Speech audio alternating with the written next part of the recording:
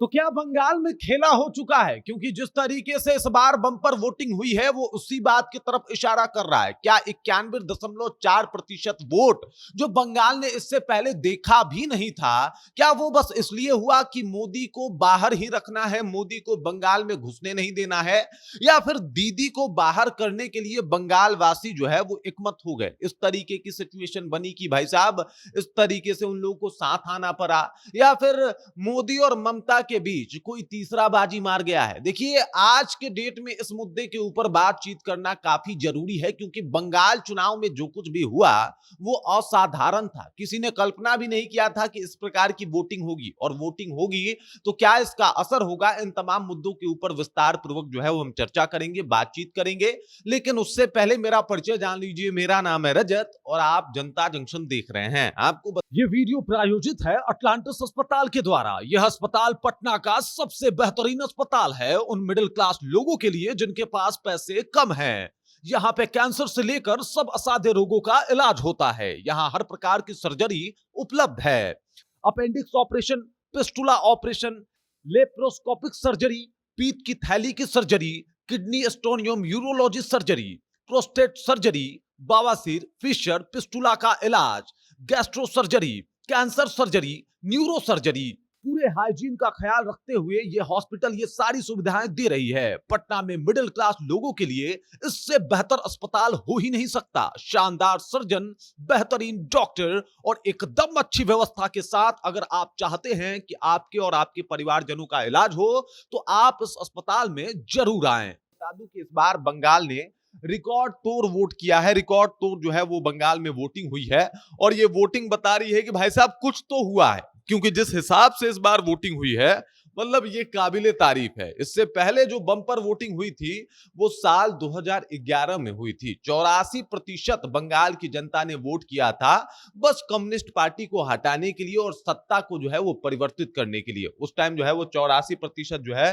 वो वोटिंग हुई थी, और इस तरीके से जो है वो चीजें सामने आई थी। बुद्धदेव भट्टाचार्य जो है 2000 से 2011 तक मुख्यमंत्री रहे, और उसके बाद उनको हटाने के लिए, उनके सरकार को गिराने के लिए ममता बनर्जी तृणमूल कांग्रेस लेके आती हैं, और 2011 में एकदम से छा जाती हैं। हर तरफ जो है वो चर्चा भी शुरू हो जाता है कि भाई साहब ममता बनर्जी ने कमाल कर दिया। और उसके बाद से लेके अब तक यानी 15 साल हो गए, ममता बनर्जी को बंगाल में कोई मात दे दे ऐसा कोई माई का लाल पैदा नहीं हुआ। इस तरीके का सिचुएशन हमेशा देखा। लेकिन क्या अब बंगाल कुछ और चाहता है? देखिए, बहुत सारी चीजें हुई बंगाल चुनाव में। अगर आपने ध्यान दिया होगा तो इस बार बंगाल चुनाव को शांतिपूर्ण कराने के लिए 2,70,000 जो है वो सेंट्रल गवर्नमेंट के फोर्सेस उतारे गए थे। 2,70,000। आखिरकार इसके पीछे का कारण क्या है?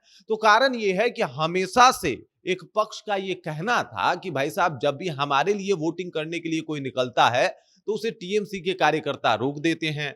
तो क्या इस बार उनको रोका नहीं गया और वो तमाम लोग बूथ तक पहुंच गए और जाके वोट कराए हैं? क्योंकि इस तरीके से आरोप जो है वो भाजपा के कार्यकर्ताओं का हमेशा से बंगाल में रहा है। दूसरा रीजन आप इस बात को इस तरीके से समझिए कि जब भी मतलब बंगाल में चुनाव होता है, बंगाल में जो है वो इलेक्शन होता है, तो इस तरीके का तो सिनेरियो बनता ही है। लेकिन इस बार जितने प्रवासी मजदूर बुलाए गए, प्रवासी लोग बुलाए गए जो बंगाल छोड़ के दूसरे राज्यों में गए थे, इससे पहले कभी ऐसा नहीं हुआ। आपको याद होगा बिहार में जब चुनाव था, बिहार चुनाव 2025 विधानसभा की बात कर रहा हूं, उस दरमियान भी प्रवासी मजदूरों को, प्रवासी लोगों को, प्रवासी जो बिहारी हैं उनको एकदम साफ तौर पे भाजपा के द्वारा न्योता दिया जा रहा था, और कहा जा रहा था कि आप लोग आइए, आसानी से आइए। इस दौरान जो है वो कितनी सारी ट्रेनें भी चली थी, गुजरात से, महाराष्ट्र से, दिल्ली से, पंजाब से, बंगाल से, हरियाणा से, उत्तर प्रदेश से बहुत सारी ट्रेनें चलाई गई थी, जिसमें भर भर के प्रवासी बिहारी जो है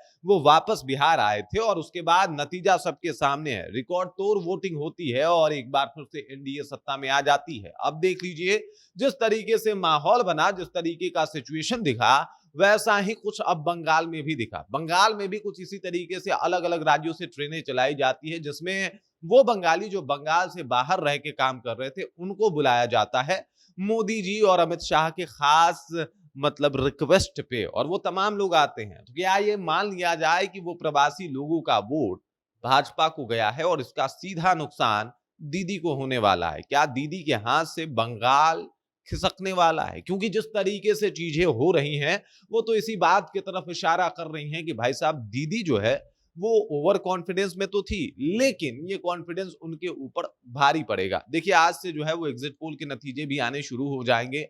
लोग और अलग-अलग टीवी चैनल्स जो है वो अलग-अलग आंकड़े भी देना शुरू कर देंगे। इससे पहले जो आंकड़े दिए गए थे उसमें भाजपा के सरकार बनाए जा रहे थे, दिखाए जा रहे थे, लेकिन अब देख लीजिए चीजें कितनी बदल गई। अब चलिए इसके ऊपर भी बात कर लेते हैं कि किस तरीके का सिचुएशन रहा। तो ममता बनर्जी जो है 2011 में जब ये चुनाव जीतती है तो 84.33% वोटिंग होती है। उसके बाद अगर बात किया जाए तो धीरे धीरे जो है वो वोट प्रतिशत घटता है। 2016 में जो है वो 82.22% वोट प्रतिशतता पहुंच जाती है। 2021 की अगर बात की जाए तो और घटता है और 81.69% जो है वो वोट जो है वो होता है पश्चिम बंगाल में।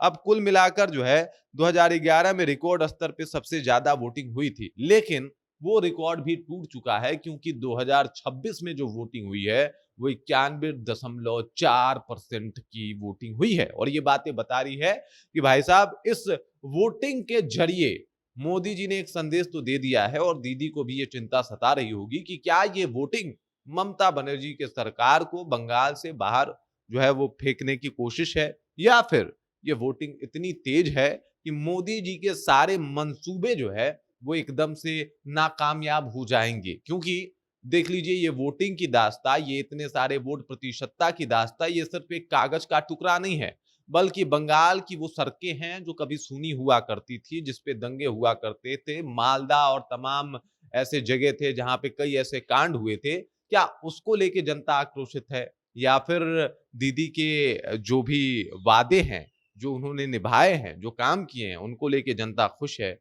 ये तमाम मुद्दे रिजल्ट के दिन ही पता चलेंगे। लेकिन 91.4% वोट वाकई ये चौंका देने वाला आंकड़ा है। बाकी इस खबर, इस जानकारी को लेके आप क्या सोचते हैं? आपके जहन में क्या कुछ चल रहा है? कमेंट कीजिए, अपना विचार हम तक पहुंचा दीजिए। बाकी आप देख रहे हैं जनता जंक्शन और मेरा नाम रजत है।